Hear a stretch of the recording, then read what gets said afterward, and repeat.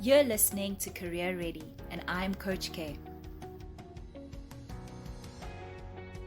Getting you ready for your corporate career.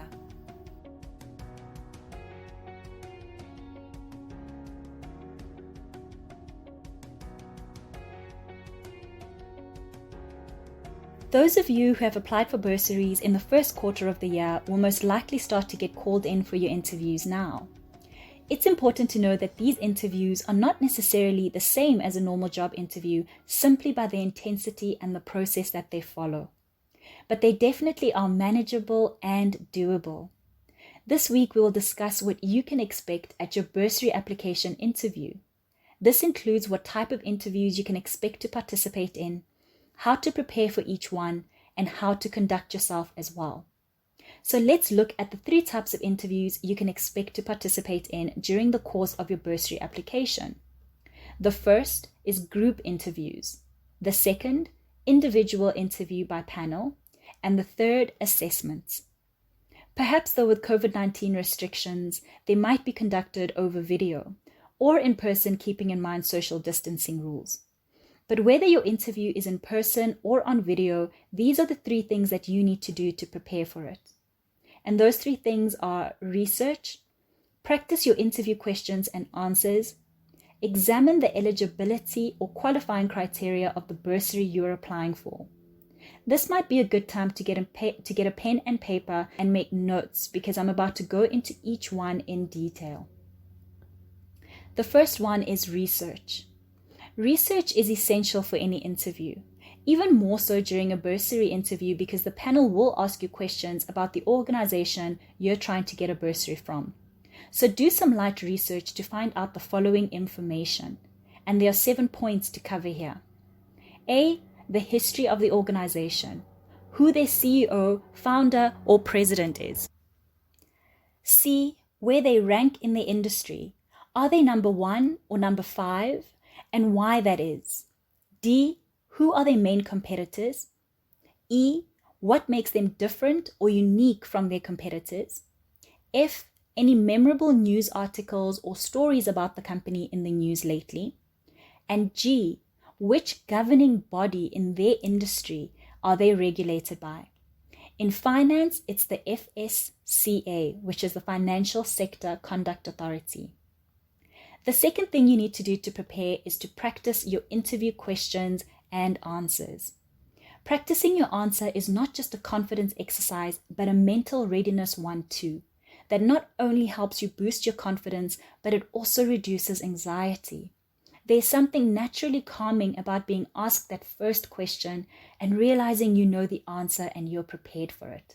So here's a list I've prepared of the most common interview questions that you can expect to get as a student applying for a bursary. A, tell us about yourself. B, why should you receive this bursary? C, why do you want to study what you're applying for? D, tell us about a time you successfully completed a project. E, how do you handle stress? F, what is your greatest weakness? And G, expect to find technical related questions that are relevant to your studies or the studies you're applying for. For instance, if you're applying for an accounting bursary, expect to be asked questions about how you would journal certain transactions. And the third thing you need to do when preparing for your interviews is to examine the qualifying or eligibility criteria for the bursary you're applying for. The qualifying criteria will give you an idea of the kind of candidate that the board is looking to support. So read it carefully and identify which parts of that speak to your strengths and which speak to your weaknesses, if any at all. For instance, if one of the criteria says, candidate must be able to lead and inspire people, then you should expect to be asked a question about your leadership ability.